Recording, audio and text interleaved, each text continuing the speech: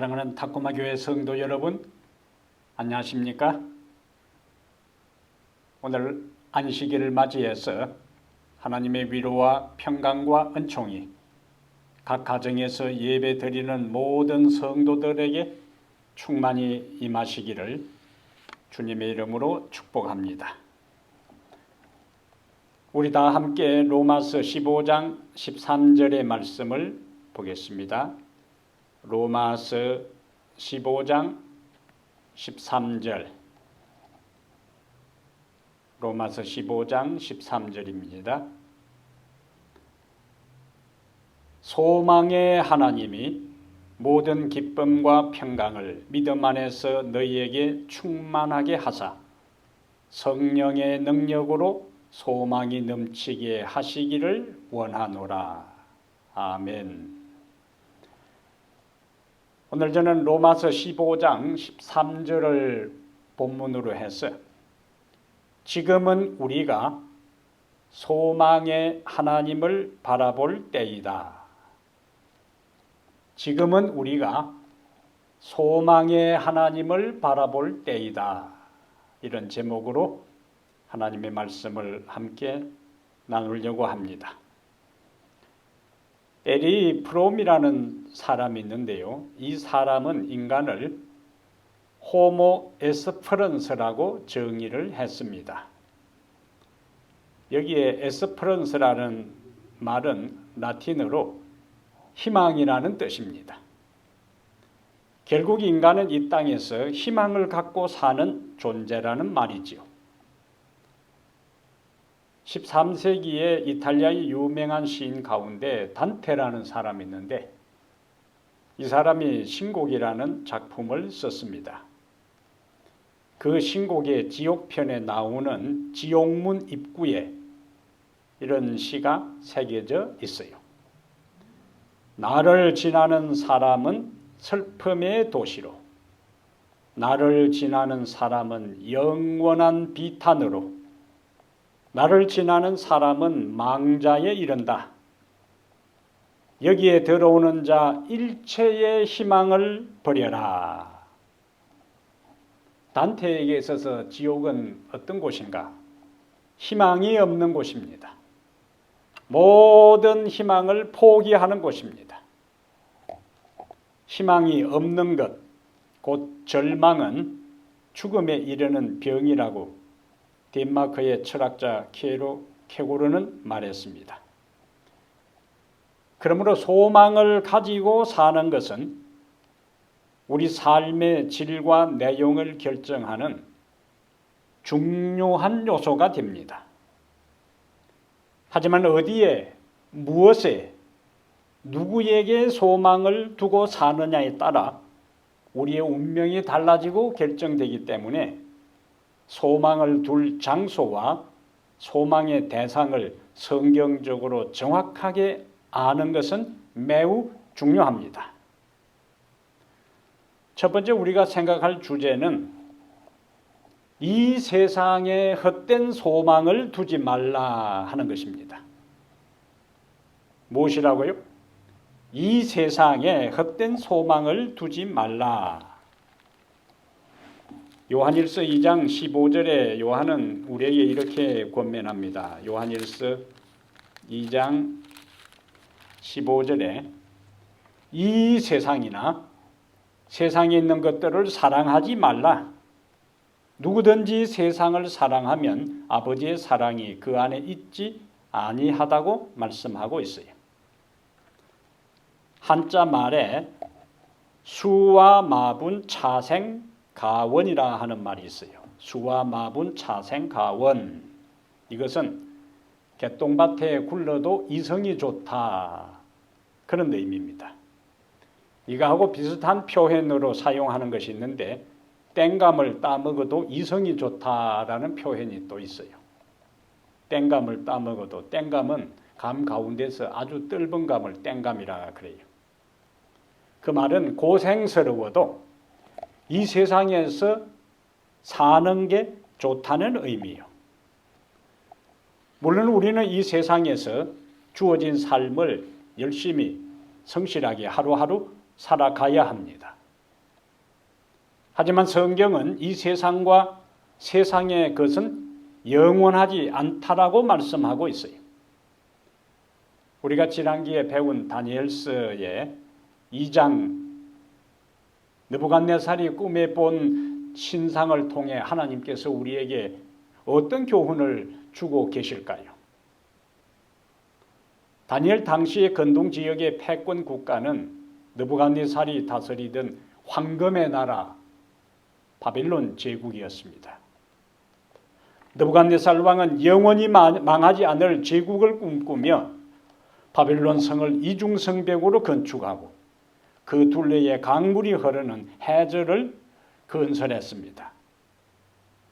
그러나 난공불락의 성이라고 생각했던 바빌론 도성은 은나라 페르시아에 의해 맥없이 무너졌습니다. 한편 은나라 페르시아는 200년을 존속하면서 나름대로 제국의 영화를 누렸지만 신흥 강국 논나라 그리스 제국의 알렉산더 장군 앞에 무릎을 꿇고 말았어요. 20대 초반의 권좌에 오른 알렉산더는 질풍노도와 같은 속도로 10여 년 만에 주변국을 모두 제패합니다. 그리고 바벨론을 신흥 제국의 수도로 건설하여 영원한 그리스 제국을 만들려고 하다가 33살의 젊은 나이에 요절하여 그의 소망, 그의 야망은 물거품이 되고 말았습니다. 그 후 라틴 반도를 발판으로 등장한 로마는 그리스 제국을 부흥계시키고 지중해 패권을 장악한 후에 로마 평화 시대를 열면서 외행적으로 망하지 않을 것처럼 보였습니다. 하지만 게르만 부족의 침입을 효과적으로 막지 못하고 역시 역사의 뒤안길로 사라지고 맙니다. 그 결과 오늘의 분열된 유럽 나라가 등장하게 되지요. 그럼 여러분, 다니엘 2장의 결론은 무엇일까요? 하나님께서 느부갓네살의 꿈속에서 이와 같은 특별한 꿈을 꾸게 하고 다니엘 선지자를 통해서 그 의미를 해석해 주셨는데 다니엘 2장의 결론은 무엇일까요?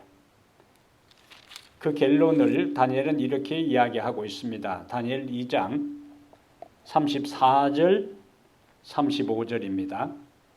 다니엘 2장 34절 35절 가능한 찾아보시면 좋겠습니다. 또 왕이 보신즉 손대지 아니한 돌이 나와서 신상의 쇠와 진흙의 발을 쳐서 부서뜨리매 그때에 쇠와 진흙과 녹과 은과 금이 다 어떻게 되고요? 부서져 여름 타작 마당에 개같이 되어 바람에 불려 간 곳이 없었고 우상을 친 돌은 태산을 이루어 온 세계에 가득하였나이다. 다시 다니엘 2장 44절요. 그 의미를 다니엘이 이렇게 다시 설명합니다.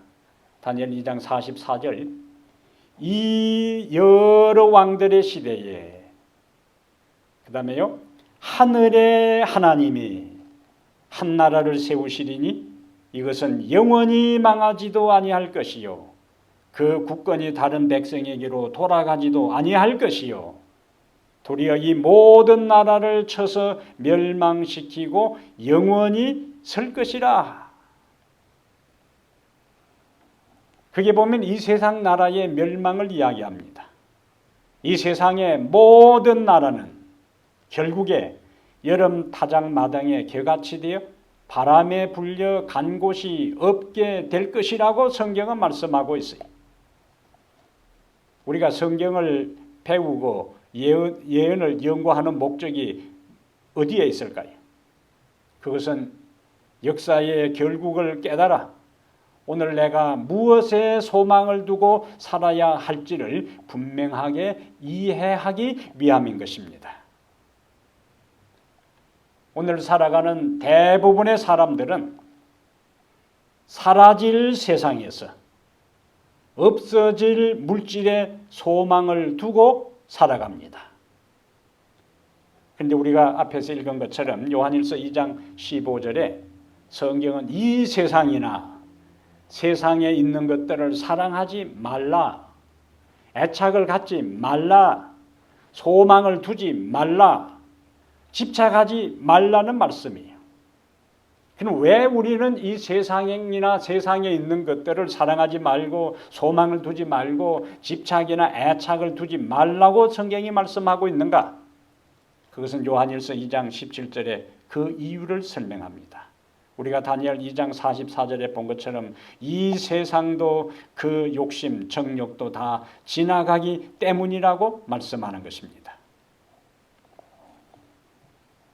저는 최근에 성경을 다시 통독하면서 역대하 9장 13절부터 28절과 그리고 연결되는 역대하 9장 29절부터 31절의 말씀을 대비하면서 큰 깨달음을 얻을 수가 있었습니다. 역대하 9장 13절부터 28절에는 솔로몬의 부에 대한 것과 그의 영화와 그가 얼마나 놀랍고 탁월한 지혜를 가졌는가, 그의 권세가 얼마나 뛰어났는지, 얼마나 엄청났는지를 자세히 설명하고 있어요. 그러다가 역대하 9장 29절부터 31절에는 다른 장면이 바로 연결됩니다. 역대하 9장 13절부터 28절에는 솔로몬의 부와 엄청난 영화와 그의 탁월한 지혜와 말할 수 없는 권세를 역대기의 기자는 묘사하고 있다가 역대하 9장에는 역대하 9장 29절부터 31절에는 이 외에 솔로몬의 시종 행적은 선지자 나단의 글과 실로 사람 아히야의 예언과 선견자 이또의 묵시책 곧 이또가 느바세 아들 여로보암에 대하여 쓴 책에 기록되지 아니하였느냐. 솔로몬이 예루살렘에서 온 이스라엘 다스린 지 40년이라. 31절에 솔로몬이 그의 조상들과 함께 어떻게 되었다고요? 잔이 죽었다는 거예요. 그의 아버지 다윗의 성에 장사되고 그의 아들 르호보암이 대신하여 왕이 되니라. 그렇게 엄청난 부와 수많은 영화와 부귀를 누리고 탁월한 지혜의 소유자요 엄청난 권세를 가진 그 솔로몬이라 할지라도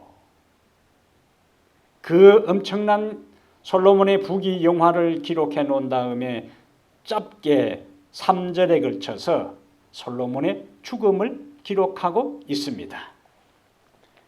그의 부귀 영화의 삶과 그의 권세에 비해 죽음에 대한 기록은 너무나 평범하고 단순하게 묘사하고 있습니다. 그의 조상들처럼 죽었다고요. 그리고 그의 조상들처럼 무덤에 장사되었다고 기록하는 것이 솔로몬의 마지막 인생의 모습에 대한 성경의 기록입니다.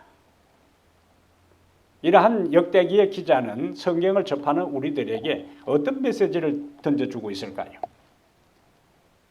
세상의 부귀 영화는 영원하지 않고 죽음과 더불어 모든 것은 사라지니까 세상에 있는 것에 소망을 두지 말라는 교훈을 우리에게 던져주고 있는 것입니다. 그는 그 엄청난 부를 가지고도 솔로몬은 그 엄청난 권세와 능력과 지혜를 가지고도 죽어가는 자기의 생명을 더 연장할 수가 없었어요. 만인이 가는 그 죽음의 길에서 그는 예외가 될 수가 없었습니다. 그는 그 물질과 영화와 권력이 다른 사람에 비해서 더 엄청나다고 해서 그것 때문에 그 생명을 더 연장하거나 연장해지지도 않았습니다. 그것은 세상의 물질이나 영화나 권력은 결정적인 우리의 위기의 순간에 우리를 구원하는 것에 한계가 있기 때문에 이 세상의 헛된 것에 소망을 두지 말라고 주님은 우리에게 말씀하고 있습니다. 사도행전 27장에도 이와 같은 사상을 우리에게 알려주고 있어요. 자, 일단 사도행전 27장으로 가보겠습니다. 사도행전 27장은 우리가 아는 대로 바울이 죄수로서 로마로 압송되어가는 그 상황에 엄청난 풍랑을 만나는 장면이 사도행전 27장의 내용입니다. 그런데 큰 풍랑을 만나서 표류하고 있을 그때에 그 당시에 그 배 안에 탄 분위기를 누가는 사도행전 27장 20절에서 이렇게 기록하고 있습니다.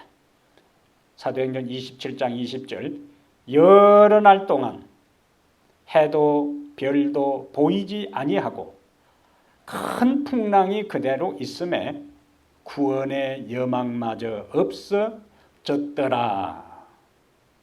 여러 날 동안 해도 보지 못했고 별도 보이지 아니하고 큰 풍랑은 여전히 그대로 배를 침몰시킬 듯이 물이 넘쳐 파도가 넘쳐 흘렀기 때문에 구원의 여망마저 없어졌더라 그랬습니다. 살 희망이 없었다는 거예요. 절망적인 상태라는 이야기. 그러한 분위기, 그러한 상태에 있을 때에 그 배 안에 탄 사람들의 반응이 중요합니다. 사도행전 27장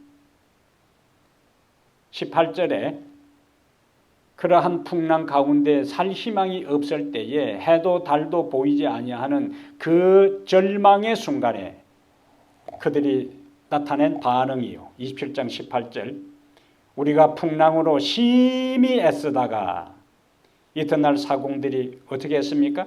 짐을 바다에 풀어버리고 사흘째 19절에 사흘째 되는 날에 배의 기구를 그들의 손으로 내버리니라. 그 짐은 어떤 짐이었을까요? 그 짐은 평소에는 다른 사람이 그 짐을 만지지도 못하게 하고 그 짐은 나름대로 그들이 유럽으로 항해를 하면서 금은 보석도 있을 테고 장사할 것도 있었을 테고 평소에 자기가 소중하고 생각했던 것들이 그 짐 안에 다 있었을 것입니다. 그런데 그들은 사공들이 짐을 바다에 풀어버리고 19절에는 배를 운행하는 데 필요되는 모든 중요한 기구들까지도 그들의 손으로 다 바다에 던져버리고 말았습니다. 이것은 우리의 인생의 폭풍 후 우리가 인생의 폭풍 후 한복판에 있게 될 때에 그동안 우리가 소중하게 생각했던 것들을 미련 없이 버리는 것을 의미합니다. 또한 우리가 그토록 귀하게 여겼던 것들이 우리의 생애의 절대절명의 결정적 위기의 순간에 우리를 살리고 우리의 인생을 책임지고 우리를 보호하고 우리를 구원하기에는 무용지물이 된다는 사실을 우리에게 웅변적으로 보여주고 있는 본문입니다. 사도 바울은 디모데전서 6장 7절에 우리가 이 세상에 아무것도 가지고 온 것이 없음에 또한 아무것도 가지고 가지 못하리라고 말씀하고 있습니다. 이것은 우리가 빈손으로 왔다가 빈손으로 가는 인생이고 욥은 이것을 적신으로 왔다가 벌거벗은 상태, 적신으로 왔다가 적신으로 돌아간다 그러고 공술에 공수거라 그렇게 이야기합니다. 그러면 우리가 이 세상에 아무것도 가지고 온 것이 없었던 것처럼 아무것도 가지고 가지 못한 것이라면 솔로몬이 그와 같은 부귀 영화를 누리다가 솔로몬이 그의 조상들과 함께 잠에 무덤에 장사되고 솔로몬은 아무것도 가져가지 못했어. 그의 수많은 재산도 그의 부귀 영화도 아무것도 가져가지 못하고 세상 모든 사람이 가는 그 길 죽음의 길로 가서 무덤에 장사되고 한 줌의 흙으로 썩어 없어져 버리고 말았습니다. 바울은 디모데전서 6장 7절에 우리가 세상에 아무것도 가지고 온 것이 없음에 또한 아무것도 가지고 가지 못하리라고 말씀하면서 그럼 우리가 어떻게 해야 되는가? 가지고 온 것도 없고 아무것도 가지고 가는 것이 없다면, 그런데도 사람들은 가지고 가지 못할 그것을 가져갈 것처럼 착각하고 집착하고 소망을 두고 있기 때문에 바로 오늘 연이어 디모데전서 6장 17절에 우리에게 이렇게 권면합니다. 디모데전서 6장 17절, 내가 이 세대에서 부한 자들을 명하여 마음을 높이지 말고 정함이 없는 재물에 뭐 하지 말고요? 소망을 두지 말고 오직 우리에게 모든 것을 후히 주사 누리게 하시는 하나님께 두며. 바울은 여기서 우리에게 무엇을 권면하고 있지요? 두 가지를 이야기합니다. 정함이 없는 재물에 뭘 두지 말고 소망을 두지 말고. 왜 정함이 없는 재물에 소망을 두지 말라고요? 우리가 이 세상에 아무것도 가지고 온 것이 없는 것처럼 아무것도 가지고 갈 수도 없으니까 그것에 소망을 두지 말고 누구에게 소망을 두나? 오직 우리에게 모든 것을 후히 주사 누리게 하시는 하나님께 소망을 두라고 권면하고 있습니다. 세상의 헛된 것에 소망을 두지 말고 하나님께 소망을 두라. 그래서 우리는 오늘 두 번째 주제로 넘어갑니다. 이 세상에 헛된 소망을 두지 말고 누구에게 소망을 두어야 한다고요? 하나님께 소망을 두라. 오늘 다시 로마서 15장 13절 본문에서 로마서 15장 13절 하나님을 어떤 하나님으로 우리에게 소개하는가 하면은 소망의 하나님이, 어떤 하나님이요? 소망의 하나님이 모든 기쁨과 평강을 믿음 안에서 너희에게 충만하게 하사 성령의 능력으로 소망이 넘치게 하시기를 원하노라. 아멘. 여기서 핵심 단어가 무엇이죠? 시작 무슨 단어로? 소망. 마지막에 소망이 넘치게 하시기를 원하노라. 바울은 짧은 이 구절 가운데 소망으로 시작해서 소망으로 마칩니다. 지금처럼 불안하고 혼란스러운 시대를 살아갈 때 누가 우리에게 소망을 줄 것인가? 우리가 바라보아야 할 대상, 우리의 소망의 기초는 누구인가? 바로 바울은 오늘 본문에서 하나님을 어떤 분으로 소개해요? 소망의 하나님이, 하나님을 우리의 소망의 하나님으로 소개합니다. 우리가 그분을 바라보고 또한 우리의 소망의 대상으로, 소망의 기초로 삼을 수 있는 것은 그분은 영원하시기 때문입니다. 시편 90편 2절에 시편 기자는 영원부터 영원까지 주는 하나님이십니다 라고 고백합니다. 우리가 소망으로 하나님을 우리의 소망으로 삼았는데, 하나님을 우리의 소망의 대상으로 생각했는데, 하나님을 우리의 소망의 대상으로 바라보았는데 조금 계시다가 그분이 우리에게 떠나버린다면, 우리하고 관계가 깨어져 버리고 만다면 우리의 소망까지도 무너지고 마는 것입니다.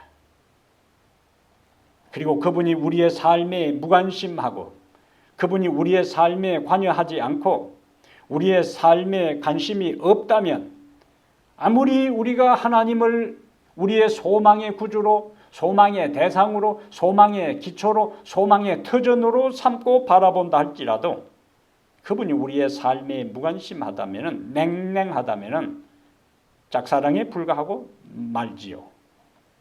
그러나 시편 107편 1절에 우리를 향하신 인자하심이 영원하도다라고 시인은 노래합니다.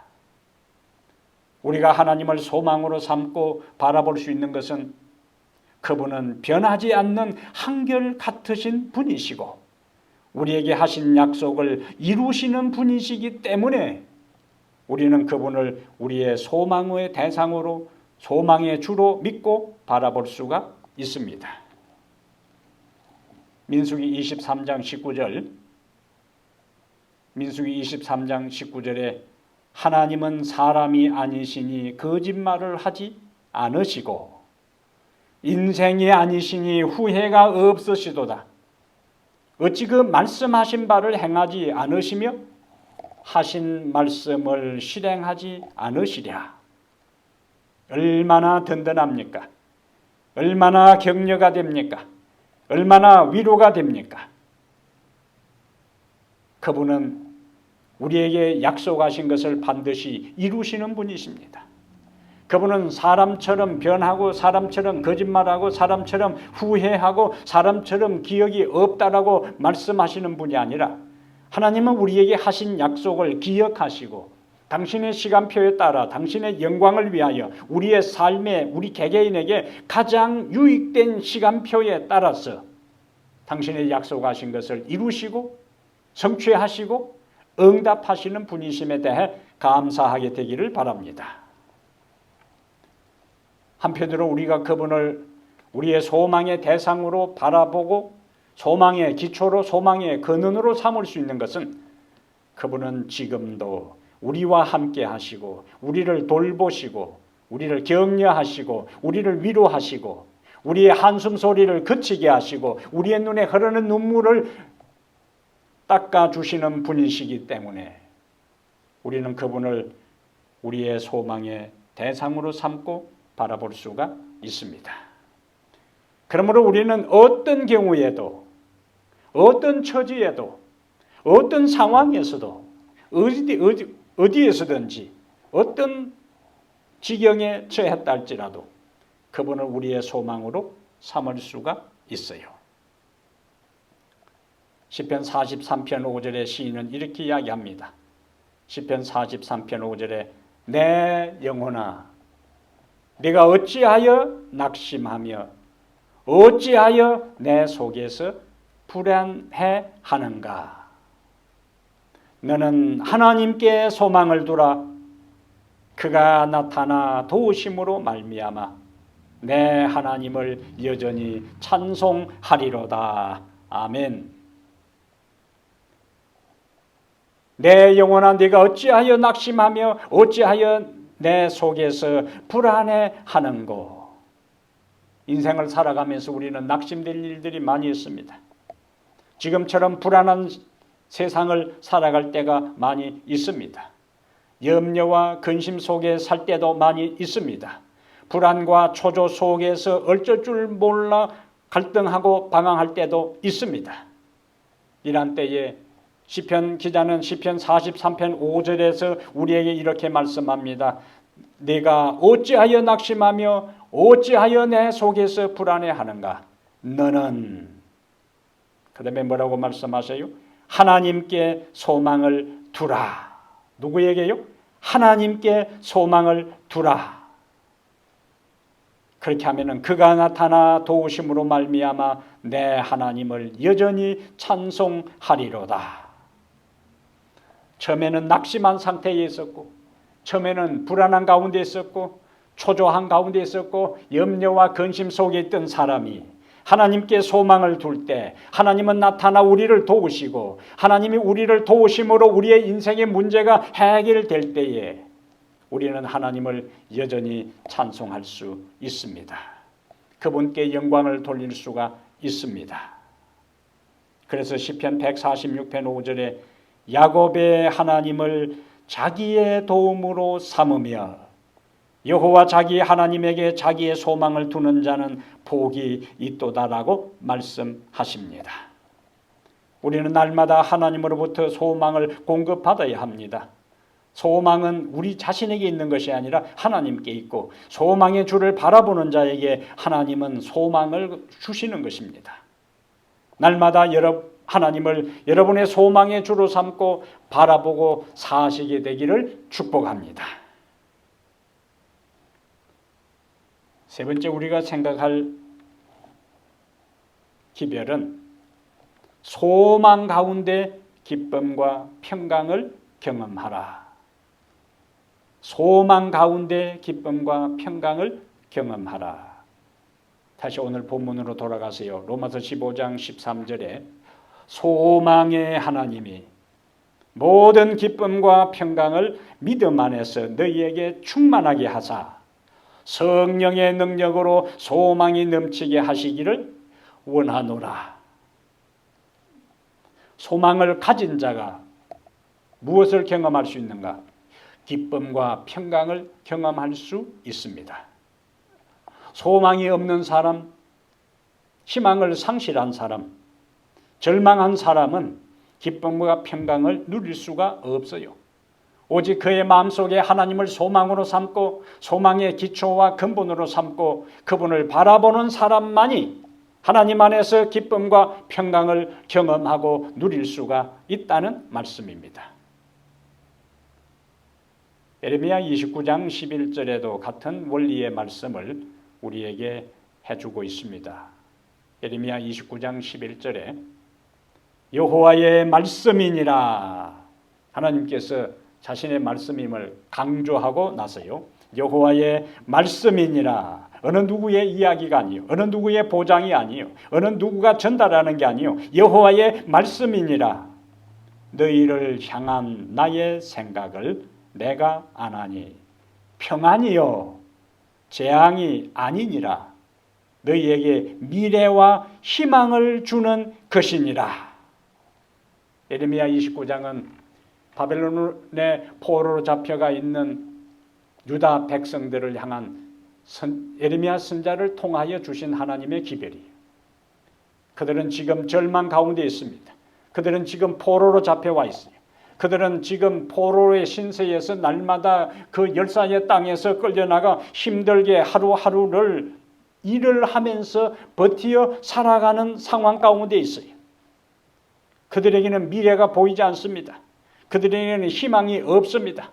그들은 그렇게 낯선 땅에 포로로 끌려가서 일을 하다가 한 사람 한 사람 그들 아버지 어머니가 죽는 것처럼 자기들도 그렇게 죽어가고 자기들의 후대도 그렇게 비참하게 살다가 이방의 땅에서 노예로서 한평생 살다가 죽어버릴 것으로 생각하고 있었어요. 근데 하나님은 그들에게 예레미야를 통해서 희망의 기별을 주십니다. 여호와의 말씀이니라. 너희를 향한 나의 생각을 내가 아나니 무엇이라고요? 평안이요 재앙이 아니니라. 너희에게 미래와 희망을 주는 것이니라. 여기도 평안이 나옵니다.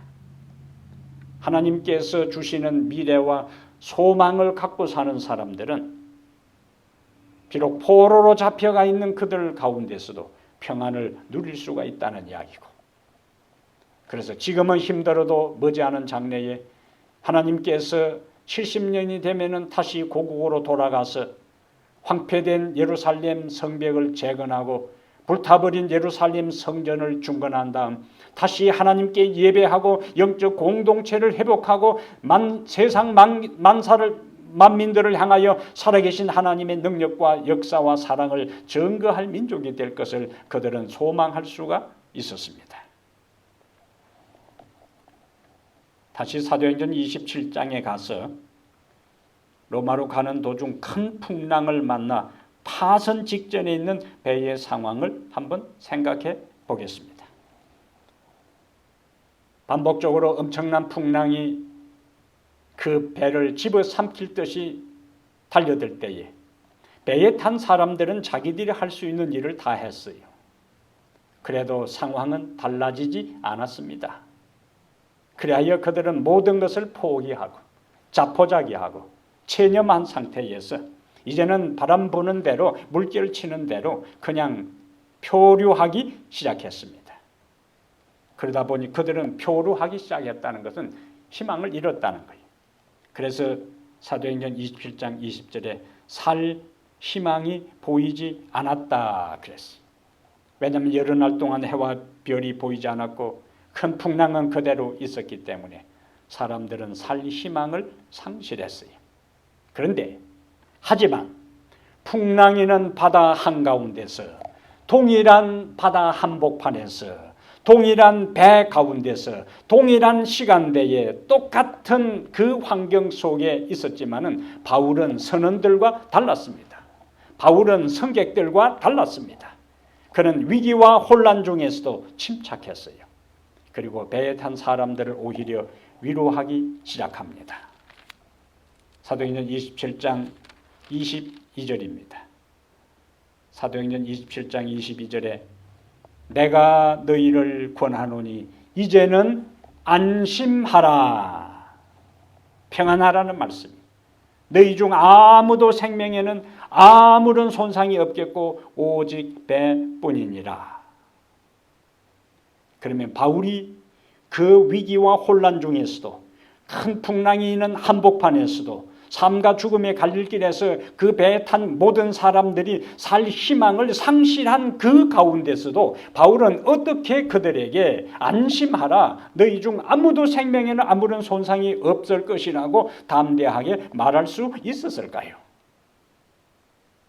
그것이 사도행전 27장 23절의 말씀이에요. 내가 속한 바 곧 내가 섬기는 하나님의 사자가 어젯밤에 내 곁에 서서 말하되 24절 바울아 두려워하지 말라. 네가 가이사 앞에 서야 하겠고 또 하나님께서 너와 함께 항해하는 자를 다 네게 주셨다 하였으니. 그러면서 다시 25절부터 격려합니다. 그러므로 여러분이여, 다시 뭐라고 말씀합니까? 22절처럼 안심하라. 나는 내게 말씀하신 그대로 되리라고 하나님을 믿노라. 이것이 이제 아까 로마서 15장 13절하고 연결되는 거예요. 내게 말씀하신 그대로 하나님을 믿노라. 그런즉 우리가 반드시 한 섬에 걸리리라 하더라. 마지막에 중요한 표현이에요. 25절에 내게 말씀하신 그대로 되리라고 하나님을 믿노라고 고백하고 그 믿음의 연장선에서 26절에 반드시 한 섬에 닿게 될 것이라는 소망을 말합니다. 바울의 소망의 근거는 무엇입니까? 우리는 여기 있는 사람 한 사람도 죽지 않고 배만 파손되고 우리는 조금 있으면 한 섬에 안전하게 갈 테니까 편안하라고 안심하라고 말할 수 있는 그 소망의 근거가 무엇입니까? 하나님의 말씀입니다. 나는 하나님께서 나에게 말씀하신 그대로 되리라고 하나님을 믿노라. 오늘 본문에도 이 사상이 반복됩니다. 소망의 하나님이 모든 기쁨과 평강을 그 다음에요 믿음 안에서 충만하게 하사 성령의 능력으로 소망이 넘치게 하시기를 원하노라. 여기에 믿음이 나옵니다. 우리의 소망은 하나님의 말씀을 그대로 믿는 믿음을 통해 나오는 것입니다. 바울의 믿음은 자기 확신이 아니었어요. 그냥 깡으로 다 살 수 있다고 말한 것이 아니었어요. 하나님께서 천사를 통해서 그에게 말씀하신 것을 그대로 믿고 우리가 안전한 곳에 이를 것이라고 소망을 이야기했습니다. 소망의 근거는 믿음입니다. 그리고 그 소망을 가질 때에 안심하라. 기쁨과 평강, 평안을 누릴 수가 있습니다. 우리는 하박국 선지자의 경험에서 절망적인 상황에서도 믿음을 가질 때에 소망으로 감사하고 기뻐할 수 있음을 발견할 수 있습니다. 바빌론의 침공 앞에서 풍전등화와 같은 위기에 놓인 조국의 현실을 보고 그는 두려움에 사로잡혀 몸을 뜹니다. 하박국 3장 16절에 떨었다고요. 그의 상황은 절망적이었어요.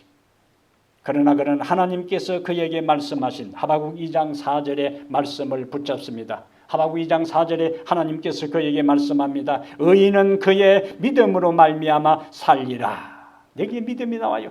이 말씀을 기억하면서 하박국이 처했던 현실, 유다가 처했던 조국의 현실은 암담하고 암울하고 깊은 터널을 지나는 것처럼 어려울지라도 그는 믿음으로 하나님을 바라보며 노래합니다. 믿음으로 하나님을 바라보며 노래합니다. 하박국 3장 17절 그의 유명한 신앙 고백입니다. 하박국 3장 17절 비록 무화과 나무가 무성하지 못하며 포도나무에 열매가 없으며 감람나무에 소출이 없으며 밭에 먹을 것이 없으며 우리의 양이 없으며 외양간에 소가 없을지라도 여기 아무것도 없어요. 무화과 나무에도 열매가 없고 포도나무에도 열매가 없고 감람나무에 소출이 없고 밭에 먹을 것이 없고 우리의 양이 없고 외양간에 소가 없어요. 외행적으로는 처절한 절망적인 상황입니다. 노래할 수가 없어요. 기도할 수도 없습니다. 하나님을 향해서 감사할 수도 없습니다. 그런데 그는 그 가운데서도 하박국 2장 4절의 말씀처럼 오직 의인은 믿음으로 말미암아 살리라는 말씀처럼 믿음을 노래합니다. 그리고 그 믿음은 바로 하나님을 향한 소망으로 나타나요. 하박국 3장 18절에 나는 여호와로 말미암아 즐거워하며, 여기 즐거움이 나오죠. 로마서 15장 13절에 있는 말씀하고 똑같습니다. 나는 여호와로 말미암아 즐거워하며 나의 구원의 하나님으로 말미암아 기뻐하리로다. 주 여호와는 나의 힘이시라. 소망은 모든 것이 끝난 것처럼 보일 때에도 여전히 좋은 일이 있을 것을 기대하는 마음입니다. 소망이라는 밝은 전망을 의미합니다. 소망은 죽음 속에서도 생명을 바라보는 것입니다. 소망은 어둠 속에서도 빛을 기대하는 것입니다. 어려운 현실 속에서 아름다운 미래를 기대하는 것이 바로 소망입니다. 이번 주가 일반 교회에서 순환 주간입니다. 예수님이 지신 십자가는 고통의 십자가였어요. 외행적으로 그는 실패의 십자가를 지고 모든 것이 끝난 것처럼 보였어요. 예수님이 진 십자가는 수치의 십자가였습니다. 예수님이 지신 십자가는 절망의 십자가였습니다. 그를 처형한 사람들이 보기에도 끝났어요. 그를 따랐던 제자들이 생각하기에도 마지막이었습니다. 십자가는 모든 것의 끝처럼 보였어요. 모든 것이 무너지고 모든 것이 깨어져 버리는 것 같았습니다. 벼랑 끝에서 추락하는 것처럼 보였습니다. 그렇지만 예수님은 다른 사람들은 다 끝났다고 그러고 다른 사람들은 다 마지막이라고 생각하고 제자들마저도 그들의 희망의 모든 태양이 져버렸다고 생각했을 그때에 예수님은 히브리 12장 2절에 그 앞에 있는 즐거움을 바라보시면서 십자가를 참으셨다고요. 바라보시면서 소망입니다. 희망입니다. 내가 비록 지금 이렇게 저주받은 십자가를 지고 골고다 언덕으로 온 인류의 죄짐을 지고 올라간다 할지라도 내가 여기서 모든 것이 끝나지 않을 것이다. 하나님께서 그를 살리실 것을 그는 믿었어요. 그리고 그가 십자가에 죽고 부활한 다음에 그를 믿는 수많은 사람들이 다시 영원히 구원받을 것을 바라보면서 소망하면서 그는 십자가를 참았습니다. 그리고 그분은 모든 끝처럼 보였던 십자가를 통과하여 3일 만에 부활하셨어요. 예수님의 부활은 십자가가 끝이 아니라 새로운 시작임을 증거해 줍니다. 절망이 끝이 아니라 새 역사를 창조하는 새로운 시작임을 증거해 준다는 말씀입니다. 사랑하는 성도 여러분, 소망은 절망을 몰아냅니다. 소망은 우리가 다시 일어설 수 있는 힘을 제공합니다. 소망은 불행을 치유하는 약이 됩니다. 먹구름 때문에 낙심하지 말게 되기를 바랍니다. 먹구름 뒤에도 여전히 소망의 태양은 빛나고 있습니다. 그러므로 우리는 캄캄한 밤중에도 소망의 노래를 부를 수 있어요. 왜냐하면 하나님은 우리의 소망의 하나님이시기 때문입니다. 오늘 본문 로마서 15장 13절 소망의 하나님이 모든 기쁨과 평강을 믿음 안에서 너희에게 충만케 하사 성령의 능력으로 소망이 넘치게 하시기를 원하노라. 소망의 하나님은 절망 중에 있는 사람에게 성령의 능력을 통해 소망을 넘치도록 부어 주십니다. 어려운 시대를 살아갑니다. 희망을 발견하기 힘든 때를 살아갑니다. 지금은 하나님께 우리의 소망을 두고 그분을 바라볼 때입니다. 지금은 하나님께 우리의 소망을 두고 그분을 바라볼 때입니다. 다시 한번 우리의 시선을 소망의 하나님께로 향하여 우리의 삶의 환경이 어떠하든지 간에 지금 이 시대적 상황이 아무리 암담하고 암울하다 할지라도 하나님은 우리에게 믿음으로 그분을 소망의 구주로 받아들이고 그분의 약속하신 말씀을 믿고 살아가는 사람에게 기쁨을 주실 것입니다. 모든 불안과 염려와 공포와 두려움 대신에 평강을 주실 것입니다. 그리고 더 소망이 넘치도록 성령으로 우리에게 역사하실 것입니다. 이 은혜가 우리들 모두에게 함께하기를 주의 이름으로 축복합니다. 아멘. 소망의 하나님이시여, 세상이 암울하고 암담하고 처처의 질병으로 인해서 고통당하고 신음하는 자들의 소리가 온 세상에 가득 차 있는 이때에 다시 한번 우리로 하여금 소망의 하나님께로 우리의 시선을 돌리도록 도와주시니 감사합니다.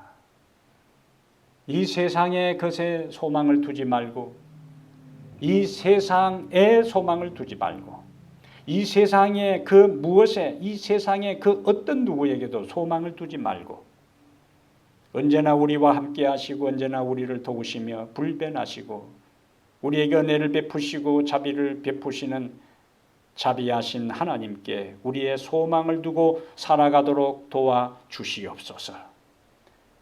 말씀을 통하여 우리에게 약속하신 그 말씀을 믿음으로 받아들여서 우리의 마음에 기쁨이 넘치게 하시고 평강이 넘치게 하셔서 하나님을 소망의 주로 믿지 아니하고 바라보지 아니한 자들이 불안에 떨고 염려와 근심 속에 살아간다 할지라도 우리의 마음속에는 하늘의 위로가 있게 하옵소서. 하늘의 평안과 감사와 찬양이 넘치게 해 주시옵소서. 하바국의 기도와 하바국의 간증과 하바국의 노래가 우리의 간증과 기도와 찬양이 되게 하여 주시옵소서. 아무것도 없다 할지라도 다 사라지고 다 제거된 상태에 있다 할지라도 한 분 하나님 예수 그리스도 성령이 우리와 함께 계신다면 우리는 그것으로 인하여 기뻐하고 찬양할 충분한 이유가 되는 것을 아오니 주님을 찬양합니다. 주님을 높입니다. 주님을 우리의 소망의 구주로 고백합니다. 이 어려운 시대에 우리의 성도들 가정가정을 보호하여 주시옵소서. 모든 질병으로부터 지켜 주시옵소서. 이 세상 도처에서 질병으로 고통당하는 자들을 불쌍히 여겨 주시고 배고픈 자들에게 긍휼을 여기시며 치료하는 의사들과 모든 의료 종사자들에게 힘을 더하여 주시옵소서. 미정자들에게 지혜를 주시고 올바른 분별력과 판단력을 가지고 통치하도록 도와주시옵소서. 이제 하나님 우리가 이 혼란한 가운데서도 하나님을 소망으로 삼고 평강과 평안 가운데 살아가려고 하오니 거룩한 성령으로 소망이 넘치게 하여 주시옵소서. 우리 주 예수님 이름으로 간절히 기도합니다. 아멘.